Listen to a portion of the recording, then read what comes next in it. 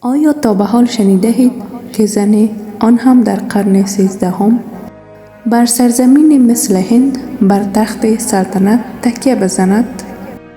و این قصه رازیه سلطان هست. زنی که سنت ها را شکست و تاریخ را تغییر داد. رازیه سلطان دختر شمس الدین التتمش که یکی از بزرگترین پادشاهان سلسله مملوک در هند بود. در آن زمان زنان حتی اجازه نداشتند آزادانه سخنرانی کنند یا در امور دولت دخالت نمایند. اما التتمش برخلاف رسوم هند در وجود رازیه سلطان لیاقت را دید، نه جنسیت را. وقتی سلطان التتمش در سال 1236 میلادی وفات نمود، او وصیت نمود که تاج و تخت را به رازیه سلطان برسد. اما اشرافان درباریان مرد سالار این موضوع را نپذیرفتند و برادر نالاحق رازیه که به نام رکن الدین فیروز بر تخت سلطنت رساندند. اما رکن الدین فیروز نه عقل داشت و نه تدبیر و نه اخلاق.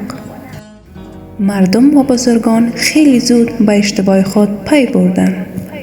شورش در شهر بالا گرفت و در نتیجه رازیه سلطان توانست تاج و تخت را پس بگیرد. به عنوان اولین زن مسلمان بر تخت سلطنت هند بنشیند. رازیه برخلاف زنان آن دوره او لباس مردانه بر تن می کرد. در جلسات رسمی حاضر می شد.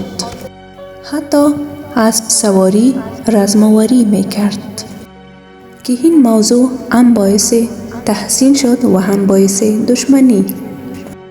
رازیه سلطان در دوران سلطنت خود تلاش نمود که عدالت را برقرار سازد، مالیات ها را کاهش دهد و بر فساد پایان دهد.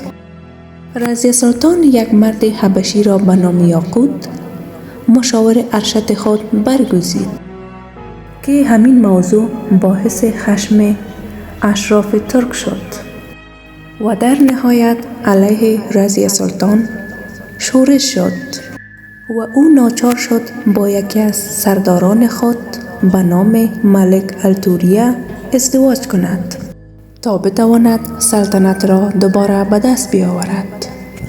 اما توطئه دشمن ها به او امان نداد و در سال 1240 رازیه سلطان در یک جنگ شکست خورد و پس از مدتی کشته شد. مرگ او پایان غم‌انگیز یک زن قدرتمند بود که تاریخ فراموشش نکرد. امروز آرامگاه او در دهلی نو واقع شده است. رازیه سلطان نماد تدبیر، شجاعت و عدالت است. زنی که در دنیای مردانه راه خودش را باز کرد، هرچند که بهایش را به جانش پرداخت.